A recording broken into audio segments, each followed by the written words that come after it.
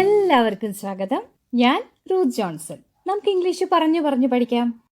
പലപ്പോഴും native speakers English പറയുമ്പോൾ നമുക്ക് തോന്നത്തില്ലേ, ഇവരുടെ ഇംഗ്ലീഷ് എന്താ നമ്മുടെ ഇംഗ്ലീഷിൽ നിന്നും വ്യത്യാസമായിട്ട് തോന്നുന്നതെന്ന്? അതിനൊരു കാരണം ഇതാണ്. നമ്മൾ ഇംഗ്ലീഷ് പഠിച്ചപ്പോൾ പഠിച്ചിട്ടുണ്ട് ഇന്ന സാഹചര്യത്തിൽ ഇന്നതുപോലെ പറയണമെന്ന്. പക്ഷേ അത് തന്നെ നേറ്റീവ് സ്പീക്കേഴ്സ് പറയുമ്പോഴുണ്ടല്ലോ, അത് വേറെ രീതിയിലാണ് പറയുക. പ്രത്യേകിച്ചും ഗെറ്റ് എന്നുള്ള വാക്ക്, അത് ഗെറ്റിന്റെ ഏത് ഫോമും ആകാം, ഗോട്ട് എന്നോ ഗെറ്റിംഗ് എന്നോ ഗോട്ടെന്നോ എന്തെങ്കിലും ആകാം. പല പല രീതിയിൽ അവർ യൂസ് ചെയ്യാറുണ്ട്. ഇപ്പൊ കഴിഞ്ഞ ക്ലാസ്സിൽ, അതായത് എപ്പിസോഡ് 96-ൽ ഇങ്ങനെ ഗെറ്റ് ഉപയോഗിച്ചിട്ട് 7 സാഹചര്യങ്ങൾ നമ്മൾ കണ്ടിരുന്നു. ഇന്ന് നമ്മൾ അത് കൂടാതെയുള്ള 3 ഉപയോഗങ്ങളാണ് കാണാൻ പോകുന്നത്. ഞാൻ എക്സാമ്പിൾസ് ആയിട്ട് തരുന്ന ഈ സെന്റൻസുകളൊക്കെ ദൈനംദിന ജീവിതത്തിൽ ഉപയോഗിക്കുന്നവയാണേ. അപ്പോൾ ഈ സെന്റൻസുകളൊന്ന് മനസ്സിലാക്കി വെച്ചാൽ തന്നെ നിങ്ങൾക്ക് ഇംഗ്ലീഷിൽ സംസാരിക്കാൻ പറ്റും. അപ്പോൾ വളരെ പ്രയോജനമുള്ള ഒരു വീഡിയോ ആയതുകൊണ്ട് അവസാനം വരെ കാണണം. എന്നിട്ട് ഇഷ്ടപ്പെട്ടെങ്കിൽ ലൈക്കിൽ ക്ലിക്ക് ചെയ്ത് അതെന്നെ അറിയിക്കുമല്ലോ. നമ്മുടെ ജീവിതത്തിൽ എന്തെങ്കിലുമൊക്കെ ദുരനുഭവങ്ങൾ ഉണ്ടാകാറുണ്ടല്ലോ. ചിലപ്പോൾ എന്തെങ്കിലും മോഷണം പോയെന്നിരിക്കും, അല്ലെങ്കിൽ ജോലി പോയെന്നിരിക്കും. ഇതൊന്നും നമ്മൾ ചെയ്യുന്ന കാര്യങ്ങളല്ലല്ലോ, നമ്മുടെ മേൽ അവ ഭവിക്കുകയല്ലേ ചെയ്യുന്നത്. ഇങ്ങനെയുള്ള സന്ദർഭങ്ങളിൽ നമ്മൾ പാസീവ് വോയിസിലാണല്ലോ സംസാരിക്കാറുള്ളത്. പാസീവ് വോയിസിനെ പറ്റി നമ്മൾ എപ്പിസോഡ് 79-ൽ കണ്ടത് നിങ്ങൾക്ക് ഓർമ്മയുണ്ടല്ലോ അല്ലേ? ഇല്ലെങ്കിലും കുഴപ്പമില്ല, എക്സാമ്പിളിൽ കൂടെ നിങ്ങൾക്ക് മനസ്സിലായിക്കോളും. എക്സാമ്പിൾ, അയാളുടെ കാർ കഴിഞ്ഞ രാത്രി മോഷണം പോയി എന്നിരിക്കട്ടെ. അപ്പം നമ്മൾ പറയും his car was stolen last night. His car was stolen last night. അയാളുടെ കാർ കഴിഞ്ഞ രാത്രി മോഷ്ടിക്കപ്പെട്ടു. ഇങ്ങനെയാണ് നമ്മൾ പഠിച്ചിട്ടുള്ളത്. എന്നാൽ നേറ്റീവ് സ്പീക്കേഴ്സ് ഇത് തന്നെ പറയുമ്പോൾ ഇങ്ങനെ പറയും, his car got stolen last night. His car got stolen last night. ഈ പെർട്ടിക്കുലർ എക്സാമ്പിൾ വാസ് വരൻ്റെ അടുത്ത് ഗോട്ട് വന്നു.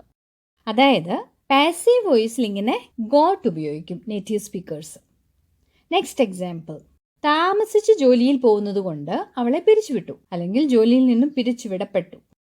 ജോലിയിൽ നിന്നും പിരിച്ചുവിട്ടു എന്നതിനാണ് ഫയർഡ് എന്ന് പറയുന്നത്. അപ്പോൾ നമുക്ക് പറയാം she got fired for being late to work. She got fired for being late to work. She was fired എന്നുള്ള സ്ഥാനത്താണ് ഷീ ഗോട്ട് ഫയർഡ് എന്ന് പറഞ്ഞത്. ഒറ്റ കാര്യം ഇവിടെ ശ്രദ്ധിക്കണേ. ഞാൻ ആദ്യമേ പറഞ്ഞില്ലേ, ദുരനുഭവങ്ങളുടെ സ്ഥാനത്തെ ഇങ്ങനെ പാസീവ് വോയിസിൽ ഗോട്ട് ഉപയോഗിക്കാറുള്ളൂ, നല്ല കാര്യത്തിനല്ല. Example, this palace was built in 18th century എന്ന് പറഞ്ഞാൽ ഈ കൊട്ടാരം 18-ാം നൂറ്റാണ്ടിൽ നിർമ്മിക്കപ്പെട്ടു എന്നാണല്ലോ. ഇത് പാസീവ് വോയിസിലാണ്. ഇവിടെ വാസിന്റെ സ്ഥാനത്ത് നമ്മൾ ഗോട്ട് പറയത്തില്ല. ദിസ് പാലസ് വാസ് ബിൽറ്റ് എന്നേ പറയത്തുള്ളൂ.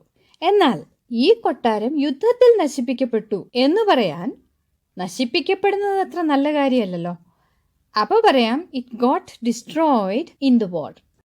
ഇവിടെ ഇറ്റ് വാസ് ഡിസ്ട്രോയിഡിൻ്റെ സ്ഥലത്ത് ഇറ്റ് ഗോട്ട് ഡിസ്ട്രോയിഡ് എന്ന് പറയാം. ക്ലിയർ ആയല്ലോ? അപ്പോൾ ഗെറ്റിൻ്റെ ഉപയോഗം പാസീവ് വോയിസിൽ ബാഡ് എക്സ്പീരിയൻസ് പറയാനായിട്ട് ഉപയോഗിക്കാം. അത് മനസ്സിലായല്ലോ? ഇനിയുള്ള ഗെറ്റിൻ്റെ ഉപയോഗമാണ് ഹാവ് ഗോട്ട് എന്നുള്ള പ്രയോഗം. ഇത് കൂടുതലും ബ്രിട്ടീഷ് ഇംഗ്ലീഷിലാണ് ഉപയോഗിക്കുന്നത്. അമേരിക്കൻ ഇംഗ്ലീഷിലും ഉപയോഗിക്കാറുണ്ട് കേട്ടോ. എക്സാമ്പിൾ നോക്കാം. എനിക്കൊരു സഹോദരിയുണ്ട് എന്നെങ്ങനെയാണ് നമ്മൾ പറയുക? I have a sister. ഇത് തന്നെ നേറ്റീവ് സ്പീക്കേഴ്സ് പറയും I have got a sister. I have got a sister. അപ്പോൾ എനിക്ക് ജലദോഷമാണെന്ന് അവരെങ്ങനെ പറയും? I have got a cold. I have got a cold. നമ്മളാണെങ്കിൽ പറയും ഐ ഹാവ് എ കോൾഡ്. അപ്പോൾ ഇത്രയേ ഉള്ളൂ കാര്യം.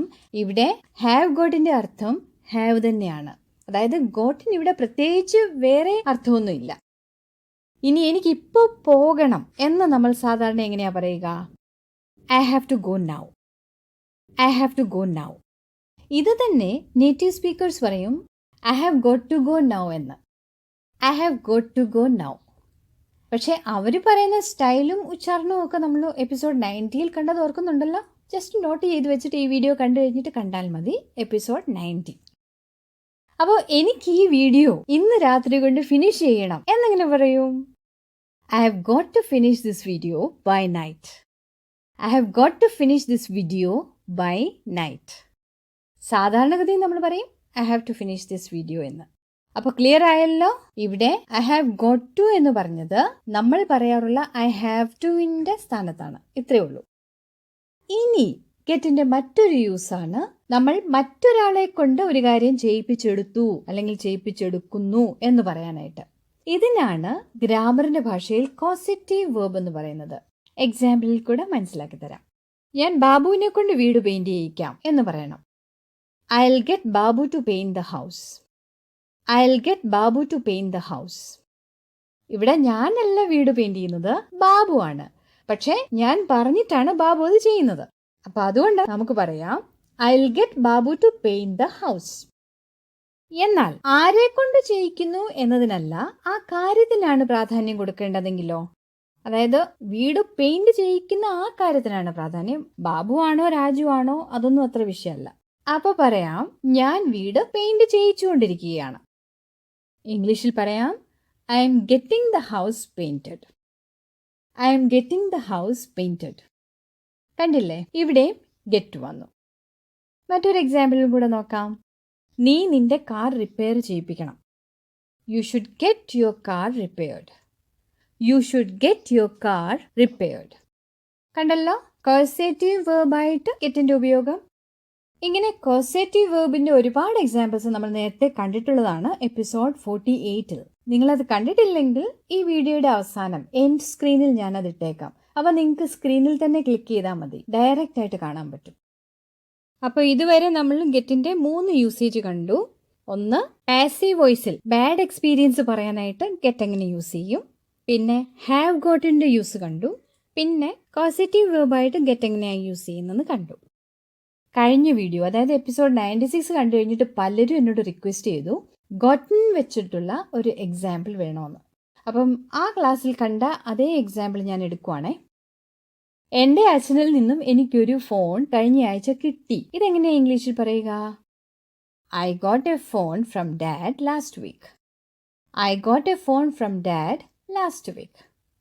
എന്നാൽ നമുക്ക് പറയണം എനിക്ക് ഡാഡിൽ നിന്നും ഒരു ഫോൺ കിട്ടിയിട്ടുണ്ട് എന്ന്. അപ്പോൾ പറയാം I have got a phone from my dad. ഇത്രയും മതി. ഈ ഗോട്ടിന്റെ സ്ഥാനത്ത് അമേരിക്കൻസ് പലപ്പോഴും പറയാറുണ്ട് ഗോട്ടൺ. അപ്പോൾ അവർ പറയും I have gotten a phone from my dad. I have gotten a phone from my dad. ഇത്രയേ ഉള്ളൂ ഗോട്ടൺ. ഒരു കാര്യം ഓർക്കണം, ഇങ്ങനെ കിട്ടിയിട്ടുണ്ട് എന്നുള്ള അർത്ഥത്തിൽ ഗോട്ട് വരുമ്പോഴേ ഗോട്ടൺ ഉപയോഗിക്കാറുള്ളൂ. ഇന്ന് കണ്ട I have got a cold എന്ന എക്സാമ്പിളിൽ ഗോട്ടാണ്, ഗോട്ടൻ വരത്തില്ല. അവിടെ ഗോട്ട് ജസ്റ്റ് ചേർത്തന്നേ ഉള്ളൂ, പ്രത്യേകിച്ച് അർത്ഥമൊന്നുമില്ലല്ലോ. ഇത്രയും ക്ലിയർ ആയല്ലോ. ഇനി നമുക്ക് മനസ്സിലാക്കാനുണ്ട് ഗെറ്റിന്റെ കൂടെ മറ്റു വാക്കുകൾ വരുമ്പോൾ എന്താ അർത്ഥമാക്കുന്നതെന്ന്. Example, get back, get over, get off. ഇവയെല്ലാം വ്യത്യസ്തമായ സന്ദർഭങ്ങളിലാണ് യൂസ് ചെയ്യുന്നത്. അത് നമ്മൾ അറിഞ്ഞിരിക്കേണ്ടത് അത്യാവശ്യമാണ്. അത് നമുക്ക് നെക്സ്റ്റ് ക്ലാസ്സിൽ കാണാം. അപ്പോൾ ക്ലാസ്സുകൾ മുടങ്ങാതെ കിട്ടാനായിട്ട് സബ്സ്ക്രൈബ് ചെയ്തപ്പോൾ ബെല്ലൈക്കൺ എനേബിൾ ചെയ്തിട്ടുണ്ടല്ലോ. ഇന്നത്തെ ക്ലാസ് നിങ്ങൾക്ക് പ്രയോജനപ്പെട്ടല്ലോ.